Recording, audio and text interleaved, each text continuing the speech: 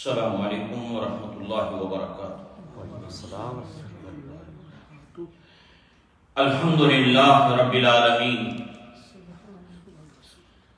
والصلاة والسلام علی اشرف الانبیاء والمرسلین۔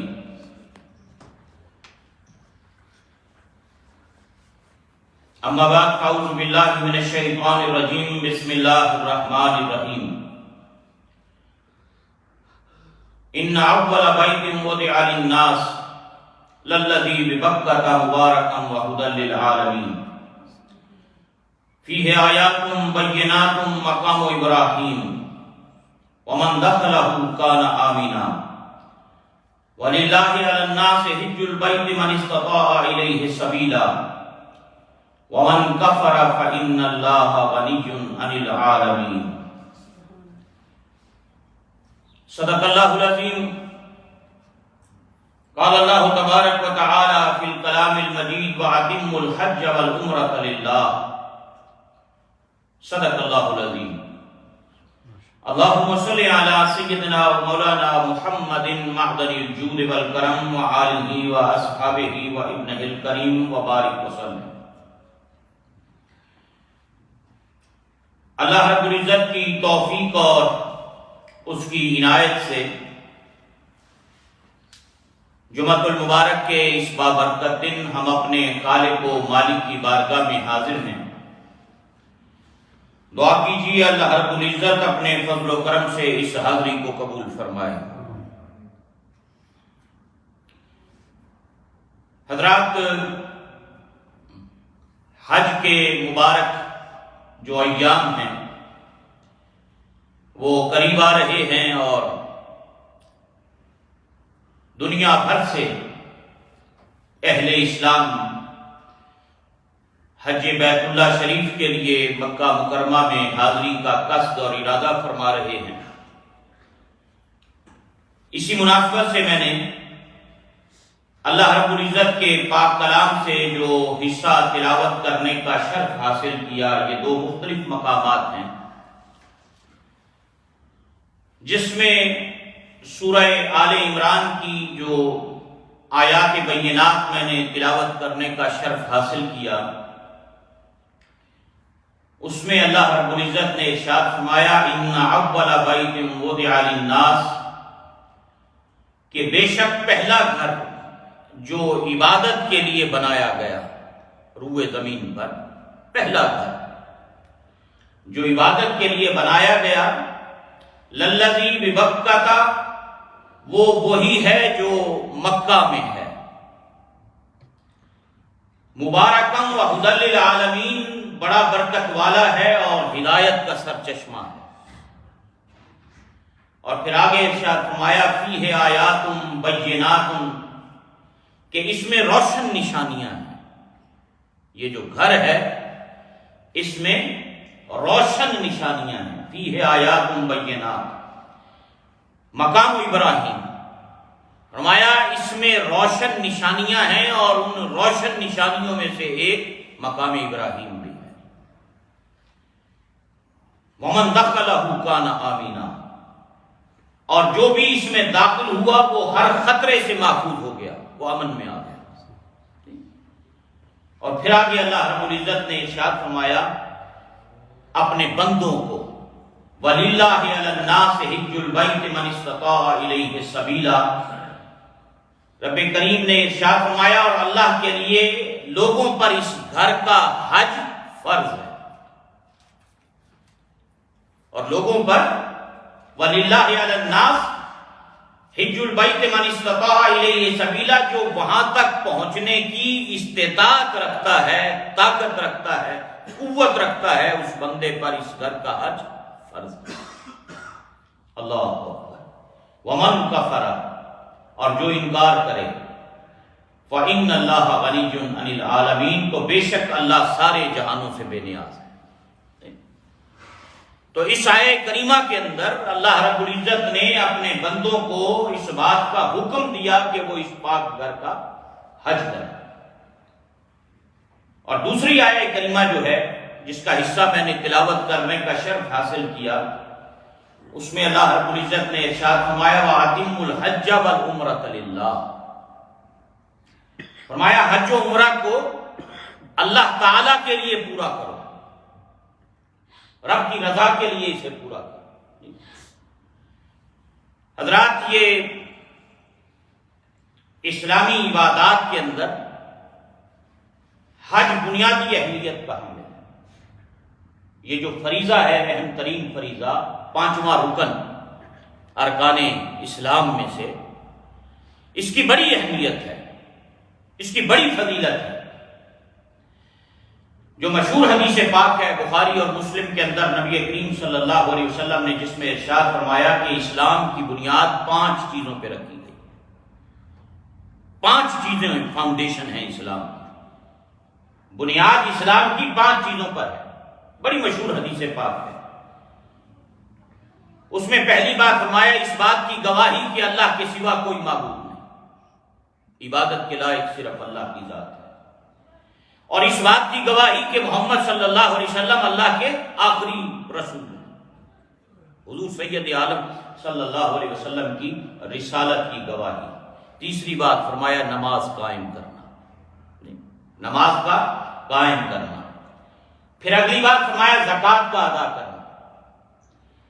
پھر فرمایا رمضان کے روزے رکھنا اور اللہ کے گھر کا حج کرنا۔ یعنی 5 چیزیں جن پر اسلام کی عمارت ہے، جو بنیاد ہے اسلام کی، ان میں اہم ترین عبادت جو ہے وہ ایک حج بیت اللہ بھی ہے، جو اللہ نے ان لوگوں پہ فرض کیا ہے جو صاحب استطاعت ہیں، جن کے پاس اتنا مال ہے کہ وہ یہاں سے لے کر وہاں تک کا سفر کر سکیں اور وہاں جا کر وہاں کی ضروریات کو پورا کر سکیں، اور پیچھے اپنے جو زیر کفالت لوگ ہیں ان کی ضروریات کا اہتمام کر سکیں۔ اور آج کل سوسائٹی اور معاشرے کے اندر ایک یہ بات بھی دیکھنے میں آتی ہے کہ لوگ باوجود استطاعت کے حج میں تاخیر اور سستی کرتے ہیں، مختلف بہانے، مختلف ہیلے، مختلف اپنی اپنی مشکلات اور ان کا اظہار کرنا۔ اجے بچے چھوٹے نے، اجے تو میں بچیاں دیا شادیاں کرنی، اجے میں ذہنی طور پہ تیار کوئی نہیں، ابھی تو بڑی عمر پڑی ہے، مختلف قسم کے، جبکہ حج ان پر فرض ہو چکا ہوتا ہے۔ یعنی اللہ نے استطاعت انہیں دی ہوتی ہے، مال ان کے پاس موجود ہوتا ہے، لیکن باوجود اس کے کہ وہ ان پہ حج فرض ہے، انہیں چاہیے کہ وہ فوراً جتنی جلدی ممکن ہو سکے اس فریضے کو ادا کریں۔ اس میں سستی نہیں ہونی چاہیے۔ اولاد کی شادیاں ہوتی رہتی ہیں، باقی زندگی کے معاملات چلتے رہتے ہیں، کیونکہ پتہ نہیں ہوتا آج آپ کے پاس صحت ہے، کل بیماری آ جائے۔ تو جتنا جلدی ممکن ہو جن لوگوں پہ حج فرض ہے انہیں چاہیے پہلی فرصت کے اندر اپنا حج کا فریضہ وہ سر انجام دیں اور اس فرض کو ادا کریں۔ نبی رحمت صلی اللہ علیہ وسلم کی بہت ساری مبارک احادیث ہیں اس حوالے سے، اللہ اکبر۔ اور یہ ایسا اہم ترین فریضہ ہے، ایسی اہم ترین عبادت ہے کہ ایک مرتبہ سید عالم صلی اللہ علیہ وسلم نے لوگوں سے ارشاد فرمایا کہ لوگوں، اللہ نے تمہارے اوپر حج فرض کیا ہے، لہذا حج کرو۔ جو شخص اللہ کے لیے حج کرے، پھر نہ کوئی فحش بات کرے، فحش کلام نہ کرے، نہ کوئی گناہ کرے، تو وہ اپنے گناہوں سے ایسے ہی نکل آئے گا جیسے اس دن تھا جب اس کی ماں نے اسے جنم دیا، گناہوں سے پاک و صاف ہوگا۔ اللہ اکبر۔ اور پھر حضور سید عالم صلی اللہ علیہ وسلم کی بارگاہ میں ایک مرتبہ جب میرے آقا کریم صلی اللہ علیہ وسلم نے یہ بات ارشاد فرمائی نا کہ حج کرو، اللہ اکبر، اور یہ زندگی میں ایک مرتبہ یہ فرض ہے۔ میرے آقا کریم صلی اللہ علیہ وسلم تشریف فرما تھے اور حضور کریم علیہ السلام نے یہ بات ارشاد فرمائی کہ حج کرو، اللہ نے تم پر حج فرض کیا ہے۔ ایک شخص کھڑا ہو گیا، اس نے بارگاہ رسالت مآب صلی اللہ علیہ وسلم میں عرض کی کہ یا رسول اللہ صلی اللہ علیہ وسلم، کیا ہر سال ہم پر حج فرض ہے؟ میرے آقا خاموش رہے۔ دوسری مرتبہ پھر پوچھا، کیا ہر سال ہم پر حج فرض ہے؟ آپ پھر خاموش رہے۔ تیسری مرتبہ پھر سوال کرنے والے نے کہا کیا ہر سال ہم پر حج فرض ہے؟ میرے آقا کریم علیہ السلام نے فرمایا اگر میں ہاں کہہ دیتا تو ہر سال حج فرض ہو جاتا، لیکن تم نہ ادا کر سکتے، امت مشکل میں پڑ جاتی۔ زندگی میں علماء کہتے ہیں ایک مرتبہ فرض ہے، اور اللہ نے یہ شان، یہ مقام سید عالم صلی اللہ علیہ وسلم کو عطا فرمایا ہے کہ جس طرح اللہ کریم کے حکم سے شریعت کے احکام فرض ہوتے ہیں نا، اگر مصطفیٰ کی زبان سے بھی کوئی بات نکل جائے تو تب بھی فرض ہو جاتے ہیں۔ حضور شارع ہیں، جس چیز کو فرما دیں فرض ہے، خدا اسے فرض فرما دیتا ہے۔ کیا مقام اور مرتبہ میرے اور آپ کے آقا مولا جناب محمد رسول اللہ صلی اللہ علیہ وسلم۔ بہت سی روایات ہیں ایسی جس میں آپ حالانکہ مسواک کی کتنی تاکید فرماتے تھے، فرمایا میرا دل چاہتا ہے کہ میں لازم کر دوں کہ ہر نماز کے ساتھ مسواک کریں، لیکن امت مشکل میں پڑ جائے۔ یعنی اللہ نے نبی پاک صلی اللہ علیہ وسلم کو شارع بنایا ہے۔ آپ اگر فرما دیں جس چیز کی اجازت کسی کو دے دیں، وہی جو زبان مصطفیٰ سے نکلے وہی شریعت بن جاتی ہے۔ یہ شان، یہ مقام ہمارے آقا مولا جناب محمد رسول اللہ صلی اللہ علیہ وسلم کا ہے۔ اللہ اکبر۔ تو انہوں نے کہا جی حضور اگر سیدنا ابو ہریرہ فرماتے ہیں، مسلم شریف کی یہ حدیث پاک ہے نا، فرمایا اگر میں ہاں کہہ دیتا تو ہر سال فرض ہو جاتا۔ تو زندگی میں یہ ایک مرتبہ فرض ہے۔ اللہ نے جسے استطاعت دی ہے، جس پر حج فرض ہے، جس کے پاس اتنا مال موجود ہے کہ وہ یہاں سے وہاں کا سفر اور وہاں کے اخراجات برداشت کر سکتا ہے، اور پیچھے اپنے زیر کفالت لوگوں کی ضروریات کو پورا کر سکتا ہے، اس پہ لازم ہے کہ جتنا جلدی ممکن ہو سکے وہ حج کرے۔ ایک حدیث پاک میں آتا ہے کہ پتہ نہیں اب تو صحت ہے، پھر کوئی بیماری لاحق ہو جائے، کوئی پریشانی ایسی لاحق ہو جائے، کوئی ایسا مسئلہ بن جائے کہ پھر دوبارہ بندہ جا نہ سکے۔ تو حضرات حج فرض کے اندر، اور بعض اوقات ایسا بھی ہوتا ہے لوگ عمرے کر رہے ہوتے ہیں لیکن حج نہیں ادا کرتے۔ اگر حج فرض ہو تو پہلی فرصت میں فرض ادا کیا جائے، اس کے بعد جتنے چاہیں آپ عمرے کر لیں، آپ نفلی طواف کر لیں، یا جتنے مرضی پھر بعد میں حج کر لیں، لیکن اگر حج فرض ہے تو سب سے پہلی فرصت کے اندر اللہ اکبر حج جو ہے وہ کیا جائے۔ اور پھر حضرات حضور کریم صلی اللہ علیہ وسلم کی ذات اقدس نے اس حوالے سے، اور بالخصوص حج، چونکہ حج کا جو فریضہ ہے یہ مکہ شریف میں، اور مکہ شریف کے پاس مینا، مزدلفہ، عرفات کے اندر، یہاں یہ فریضہ سر انجام دیا جاتا ہے۔ سارا فرض اور جتنی یہ حج کے ارکان دیکھ لیں، حج دیکھ لیں، اس کی ادائیں دیکھ لیں، اس میں واجبات دیکھ لیں، سنن دیکھ لیں، یہ سب کیا ہے؟ یہ ابراہیم علیہ السلام اور ان کی اولاد اور ان کے خاندان کی یادگاریں ہیں، یہ انبیاء کی یادگاریں ہیں سارا حج۔ قرآن حکیم نے جو آیہ کریمہ میں نے پہلے تلاوت کرنے کا شرف حاصل کیا سورہ آل عمران کا، اس میں اللہ رب العزت نے اس گھر کے حوالے سے اور حج کی فرضیت کے حوالے سے اپنے بندوں کو حکم ارشاد فرمایا۔ اللہ اکبر۔ حضرات یہ پہلی مسجد ہے روئے زمین پر بننے والی۔ حضرت ابو ذر رضی اللہ تعالیٰ عنہ غفاری فرماتے ہیں میں نے حضور کریم علیہ السلام سے یہ بات پوچھی تھی، دریافت کیا کہ سب سے پہلی مسجد، سب سے پہلا خانہ خدا، عبادت گاہ روئے زمین پہ کون سی بنی ہے؟ تو سرور عالم صلی اللہ علیہ وسلم نے ارشاد فرمایا سب سے پہلا گھر جو بنایا گیا ہے وہ مسجد حرام ہے، وہ مکہ مکرمہ والی، وہ بیت اللہ ہے، وہ اللہ کا گھر ہے، سب سے پہلی۔ اللہ اکبر۔ فرمایا کہ پھر میں نے عرض کی اس کے بعد، تو حضور کریم علیہ السلام نے ارشاد فرمایا اس کے بعد پھر مسجد اقصی، سب سے پہلی مسجد حرام۔ فرمایا پھر میں نے پوچھا اس کے بعد دوسری مسجد، فرمایا مسجد اقصی۔ حضرت ابو ذر کہتے ہیں میں نے حضور کریم صلی اللہ علیہ وسلم سے پوچھا کہ ان دونوں کی تعمیر کے درمیان کتنا عرصہ ہے؟ فرمایا 40 سال۔ سب سے پہلے بننے والی مسجد مسجد حرام، یہ بیت اللہ، اللہ کا گھر کعبہ، اور پھر دوسرے نمبر پہ بننے والی مسجد اقصی، اور فرمایا ان دونوں کے درمیان 40 سال کا عرصہ۔ اللہ اکبر۔ اس سے یہ بات پتہ چلتی ہے حضرات کہ مسجد حرام کی پہلی تعمیر کرنے والے معمار جو ہیں وہ حضرت آدم علیہ السلام ہیں، اور بیت المقدس اور مسجد اقصی کی تعمیر کرنے والے حضرت آدم علیہ السلام کے بیٹوں میں سے کوئی ہے، کیونکہ وہ 40 سال کے بعد دوسری عمارت وہ بنائی گئی ہے۔ اللہ اکبر۔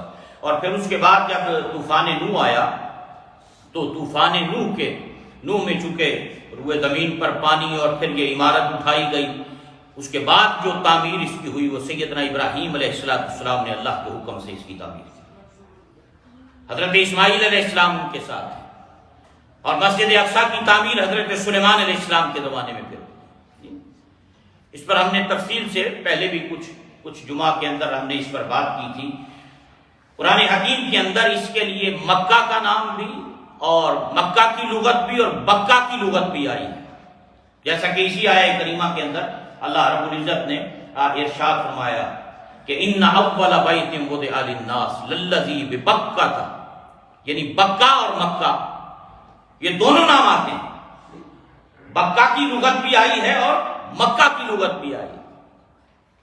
فرمایا کہ بے شک پہلا گھر عبادت کے لیے جو بنایا گیا وہ وہی ہے جو بکہ میں ہے، جو مکہ میں ہے۔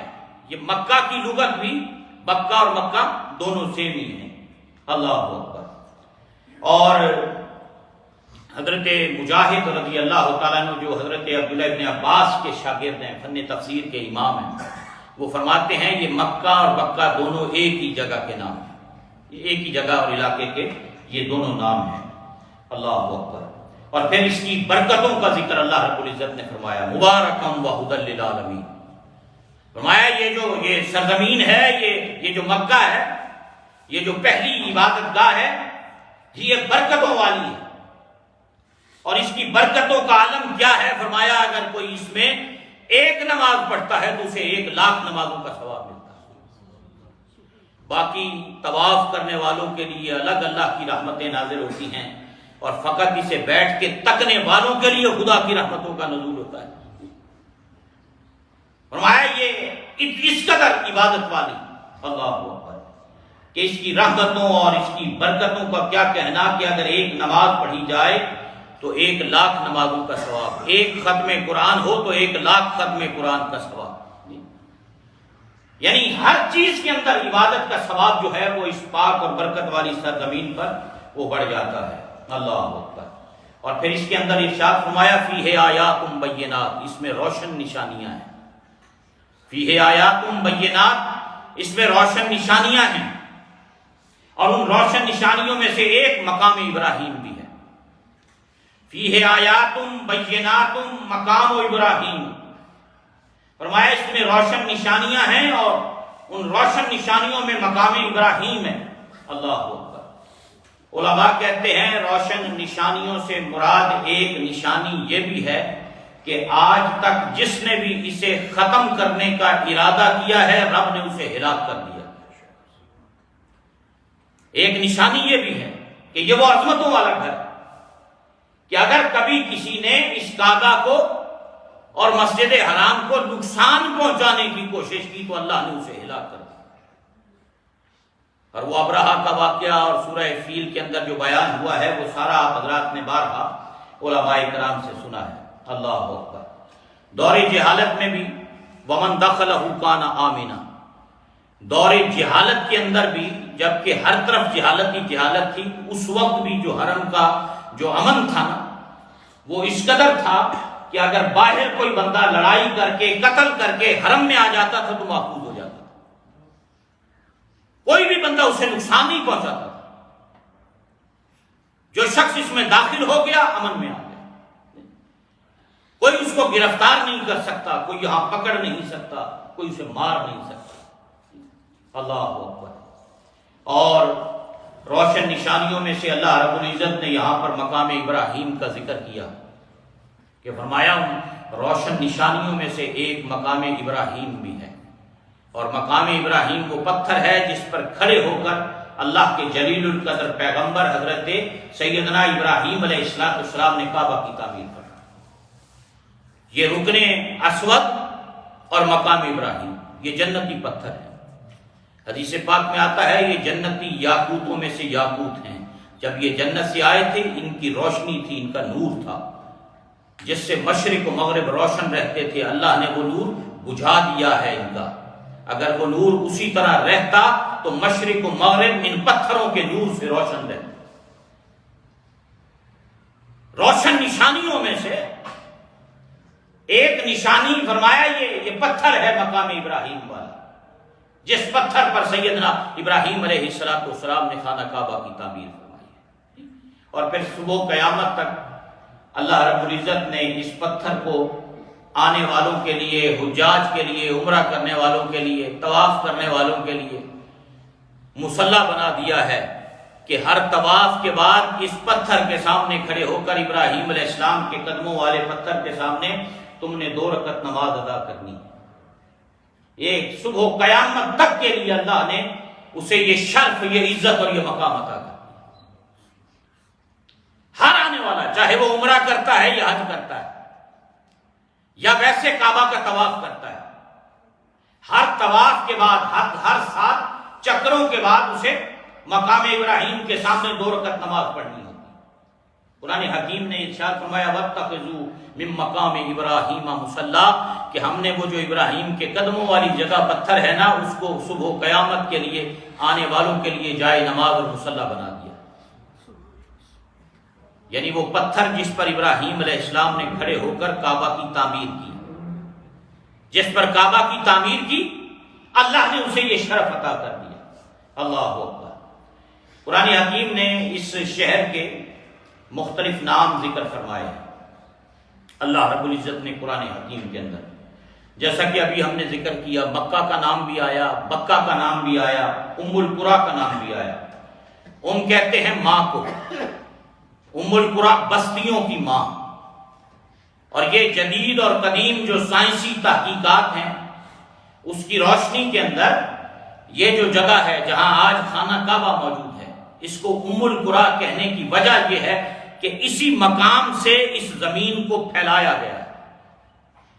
یعنی وہ جگہ جہاں سے زمین کے بننے کا آغاز ہوا اور زمین پھیلی، کیونکہ پہلے پانی تھا، اس پانی میں جس سینٹرل پوائنٹ سے زمین کے بننے کا آغاز ہوا اور پھر زمین بنتی ہوئی پھیلتی چلی گئی، اور آج اس زمین پر ہم بھی موجود ہیں۔ اس کے بننے کا آغاز جس جگہ سے ہوا اس جگہ کو ام القریٰ کہتے ہیں، بستیوں کی ماں کہتے ہیں۔ چونکہ ماں اولاد کے لیے اصل ہوتی ہے، یہ سارے جہان کی زمین کے لیے اصل جو جگہ ہے یہ وہ ہے جہاں اللہ رب العزت نے خانہ کعبہ کو تعمیر فرمایا، یہ ام القریٰ۔ اللہ اکبر۔ اور دوسرا علماء کہتے ہیں کہ قدیم ترین شہر ہونے کی نسبت کی وجہ سے بھی اس کو ام القریٰ کہا جاتا ہے، بستیوں کی ماں اس کو کہا جاتا ہے۔ اللہ اکبر۔ اور ان کا ایک معنی قصد اور ارادہ کرنے کے بھی ہیں، چونکہ سارے جہان کے اہل ایمان اس کی جانب منہ کرتے ہیں، اس کی جانب چہرہ کر کے نمازیں ادا کرتے ہیں، اس لیے بھی اسے ام القریٰ کہا جاتا ہے۔ ام القریٰ بستیوں کی ماں۔ اللہ اکبر۔ اور چوتھی بات علماء نے یہ بیان کی کہ جس طرح ماں کا رتبہ اور مقام اور مرتبہ بڑا بلند و بالا ہے، اسی طرح اللہ نے اس شہر کو بلند و بالا مقام اور مرتبہ عطا کیا۔ قرآن حکیم نے اور بھی اسے اللہ رب العزت نے البلد بھی کہا ہے، شہر، بلد الامین بھی کہا ہے اللہ رب العزت نے اسے قرآن حکیم کے اندر، وَهَذَا الْبَلَدِ الْأَمِينَ جی۔ اور اسی طرح حرم آمین بھی اسے کہا ہے، امن والا حرم جی۔ قرآن حکیم نے اس کا بھی ذکر فرمایا ہے، مسجد حرام بھی اسے کہا گیا ہے، سبحان الذی اسریٰ بعبدہ لیلا من المسجد الحرام الی المسجد الاقصی۔ تو مسجد حرام کا لفظ بھی جو ہے اس پاک سرزمین کے لیے اور اس مسجد کے لیے قرآن حکیم کے اندر آیا ہے۔ اللہ اکبر۔ اور حضرات جب یہ حجر اسود زمین پر آیا اور یہ ابراہیم، مقام ابراہیم والا پتھر آیا زمین پر، تو اس وقت اس کا نور تھا، اور جہاں تک اس کی روشنی اور اس کی لائٹ بھی، اللہ نے اس سارے علاقے کو جو تھا وہ حرم قرار دیا۔ اس کی حرمت اس وقت سے قائم ہے جب سے یہ زمین بنی، یہ ازل سے شروع سے ہی یہ جگہ امن والی جگہ ہے، حرمت والی جگہ ہے۔ اللہ نے اس کو ہمیشہ سے ہی حرمت اور عظمت اور شرف والی جگہ بنایا ہے۔ یہ سرزمین ہے۔ حرم کا جو کل رقبہ ہے، اس کا دائرہ جو ہے وہ 127 کلومیٹر ہے، اس کا دائرہ اگر بنایا جائے، اور کل رقبہ جو حرم کا ہے وہ 550 کلومیٹر بنتا ہے۔ اللہ اکبر۔ صرف وہ مسجد حرام والی جگہ نہیں، اللہ نے اس پورے علاقے کو سینکڑوں میلوں پہ پھیلا ہوا اس پورا علاقہ، اسے اللہ نے حرم قرار دیا اور اس کی بڑی شان ہے۔ اور پھر ابراہیم علیہ السلام نے بھی اسے حرم بنایا، انہوں نے بھی اس کے لیے دعائیں کی، جس طرح ابراہیم علیہ السلام نے اس شہر کو حرم بنایا اور یہاں کے لیے دعائیں کی، سرور عالم صلی اللہ علیہ وسلم نے مدینے کو حرم بنایا اور وہاں کے لیے دعائیں کی کہ اللہ اس تیرے گھر کو ابراہیم نے حرم بنایا، میں تیرا معبود ہوں۔ وہ تیرے خلیل تھے جنہوں نے مکہ کو حرم بنایا، میں تیرا حبیب ہوں، میں مدینے کو حرم بناتا ہوں۔ جس طرح تو نے ابراہیم کی دعاؤں سے مکہ کو برکتیں اور شرف اور عظمتیں عطا کی ہیں، اللہ اس شہر مدینہ کو بھی عزت و شرف عطا فرما، اسے بھی برکتیں عطا فرما، ہمارے پھلوں میں برکتیں عطا فرما، ہمارے پیمانوں میں برکتیں عطا فرما، ہماری اجناس میں برکتیں عطا فرما۔ تو سید عالم صلی اللہ علیہ وسلم نے، اللہ اکبر، اور جب فتح مکہ ہوئی تھی، میرے آقا کریم صلی اللہ علیہ وسلم نے اس وقت ارشاد فرمایا تھا کہ اس شہر کو اللہ نے اس وقت سے حرم حرمت والا قرار دیا ہے جس دن سے اس نے آسمان و زمین کو پیدا کیا۔ کہا جس دن سے آسمان و زمین پیدا ہوئی ہیں اسی دن سے اللہ نے اس شہر کو حرمت والا قرار دیا۔ یہ حرمت، عظمت، شرف اور بلندی والا مبارک شہر جسے اللہ رب العزت نے اللہ اکبر، اور فرمایا اس کی یہ حرمت قیامت تک قائم رہے گی۔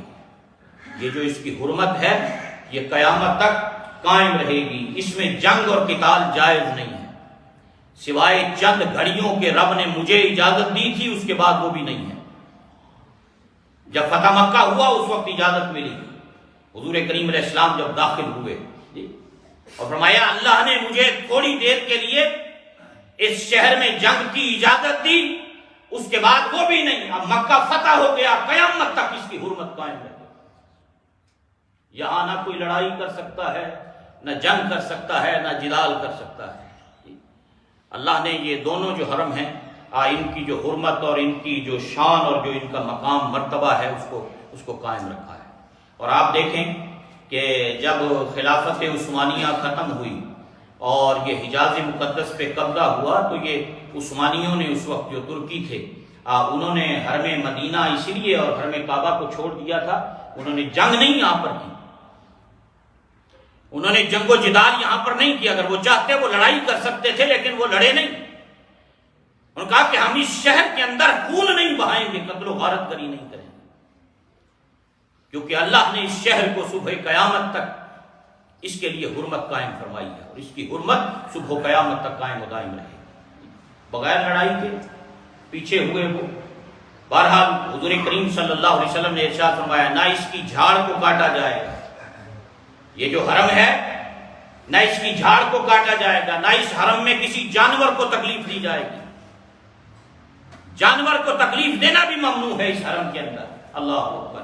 فرمایا اگر سرے راہ کسی کی چیز گری ہوئی مل گئی تو اس کو بھی نہیں اٹھایا جائے گا، الا یہ کہ اعلان کرنے کی غرض سے۔ اس شہر کے اندر پڑی ہوئی چیز اگر کسی کو مل جائے اٹھانی جائز نہیں، سوائے اس لیے کہ اٹھا کے اعلان کرے کہ یہ جس کی ہے وہ لے لے، اس سے زیادہ جہاں پڑی ہے وہ وہاں پر پڑی رہے۔ اللہ اکبر۔ اور یہ ایسا حرم ہے عظمتوں والا، فرمایا نہ اس کی گھاس کاٹی جائے گی، نہ اس کے درخت کاٹے جائیں گے، کسی جانور کو تکلیف نہیں دی جائے گی۔ اللہ نے کیا شان اس شہر کو ادا فرمائی۔ اللہ اکبر۔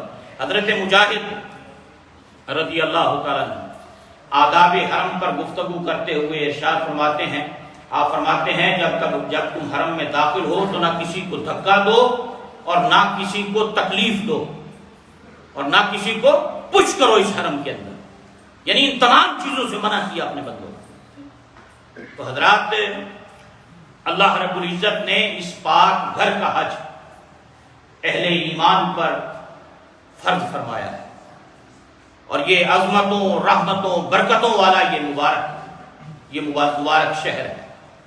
اور اس کے ایام قریب آ رہے ہیں۔ اب یہ شوال ہے، ذیقعد ہے، ذوالحجہ ہے، یہ حج کے مہینے ہیں۔ پوری دنیا میں سے جو بھی بندہ جس پہ حج فرض ہے وہ دنیا بھر سے ان مہینوں میں حج کے لیے سفر کر سکتا ہے، وہ ان ایام کے اندر سفر کر سکتا ہے۔ تو اس لیے میں نے پہلے آپ حضرات کی خدمت میں جو بات عرض کی اس حوالے سے، وہ یہ کہ جن لوگوں پر حج فرض ہے انہیں پہلی فرصت میں حج ادا کرنا چاہیے۔ جن کے پاس استطاعت ہے، جن کے پاس زاد راہ ہے، جو یہاں سے وہاں کے اخراجات برداشت کر سکتے ہیں، وہاں جا کے رہائش کے اور حج کے اخراجات برداشت کر سکتے ہیں، اور پیچھے اپنے زیر کفالت رہنے والے لوگوں کی ضروریات کو پورا کر سکتے ہیں، انہیں چاہیے کہ وہ سب سے پہلی فرصت کے اندر اپنا یہ اہم ترین فریضہ جو ہے اس کو انجام دیں۔ یعنی کوئی سستی کوتاہی، کوئی ہیلا بہانہ، اجے بچے چھوٹے نے، اجے بچیاں دی شادی کرنی ہے، اجے عمر ہی کیڑی ہوئی ہے، بعد اچ کر لواں گے، نہیں۔ اگر حج فرض ہے تو پہلی فرصت میں اس اہم ترین فریضے کو ادا کیا جائے، کیونکہ بعد کا کوئی پتہ نہیں ہوتا کہ بعد میں کسی وقت بیماری آ جائے، کوئی پریشانی آ جائے، تکلیف آ جائے، اور پھر بندہ اس اہم ترین فریضے سے معروف رہ جائے۔ تو اللہ رب العزت اپنے محبوب کریم علیہ السلام کا صدقہ جن پر حج فرض ہے، اللہ انہیں اس فرض کو نبھانے کی توفیق عطا فرمائے، اور رب کریم اپنے محبوب پاک علیہ السلام کا صدقہ ہمیں حج بیت اللہ کی سعادت اور اپنے پاک گھر کا طواف زندگی میں بار بار نصیب فرمائے۔ اور ایک حدیث پاک میں آتا ہے، سید عالم صلی اللہ علیہ وسلم نے ارشاد فرمایا، یہ جو فقر و فاقہ یہ اگر ہو تو اگر بندہ حج کے لیے جاتا ہے یا عمرے کے لیے جاتا ہے تو یہ فقر و فاقہ اور گناہوں سے وہ ایسے ہی پاک ہو جاتا ہے جیسے بھٹی کے اندر لوہا، سونا اور چاندی بھٹی کے اندر جا کر میل کچیل سے پاک اور صاف ہو جاتا ہے۔